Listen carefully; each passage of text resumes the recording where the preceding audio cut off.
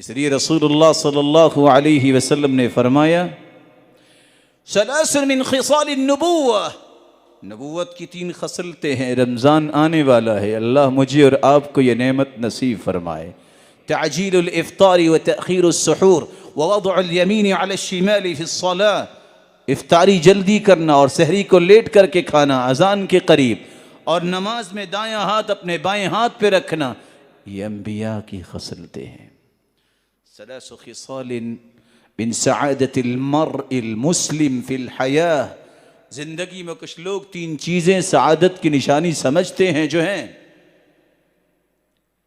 الجار الصالح، نیک پڑوسی یہ سعادت ہے، والمسکن الواسع، ایسا گھر جو کھلا ہے، والمرکب الہنی، اچھی سواری۔ المسکن الواسع، گھر کون سا کھلا ہوتا ہے؟ 2 مرلے کا گھر بھی ہے، اللہ کا ذکر ہوتا ہے، اتسع بأہلی، اس گھر میں فراخی اور وسعت آ جاتی ہے۔ سبب یہ ہے کہ اللہ کی رحمت کے فرشتے آتے ہیں اور شیطان وہاں سے چلے جاتے ہیں۔ یہ 8 کنال کی کوٹھی بھی ہے، نماز نہیں، اللہ کا ذکر نہیں، باق بأہلی، تنگی دامہ کی شکایت کرتا ہے وہ گھر، وہ کھلا گھر نہیں ہے۔ یہ کیسا پڑوسی ہے جس کے پڑوس میں ایک نمازی پرہیزگار رہتا ہو اور اس کو نماز کی فرصت نہیں؟ یہ کیسا پڑوسی ہے؟ ادھر سے قرآن کی آواز آتی ہے اور کس قدر بدبخت اس پہ شیطان کا تسلط ہے، یہ قرآن کے مقابلے میں شیطان کی آواز گانا لگاتا ہے۔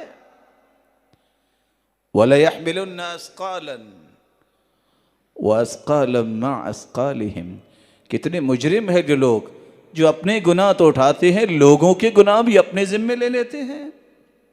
انسان تو اپنے گناہ نہیں اٹھا سکتا۔ رسول اللہ صلی اللہ علیہ وسلم نے فرمایا،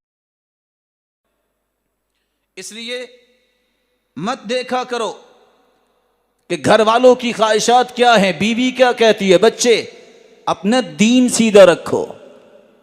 کیسے ہوگا؟ نیک لوگوں کا ساتھ اختیار کرو، مسجد کے قریب گھر بناؤ، نہیں تو مسجد بنا لو۔ آپ صلی اللہ علیہ وسلم مدینہ تشریف لائے، پہلے اپنا گھر نہیں بنایا، پہلے مسجد کا اہتمام کیا۔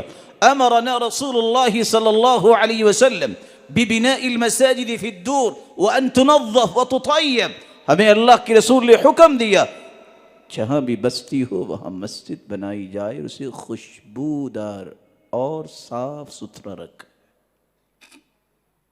یہ مشن ہے، یہ منہج ہے جس سے روح گردانی اللہ کی رحمت سے محرومی کا سبب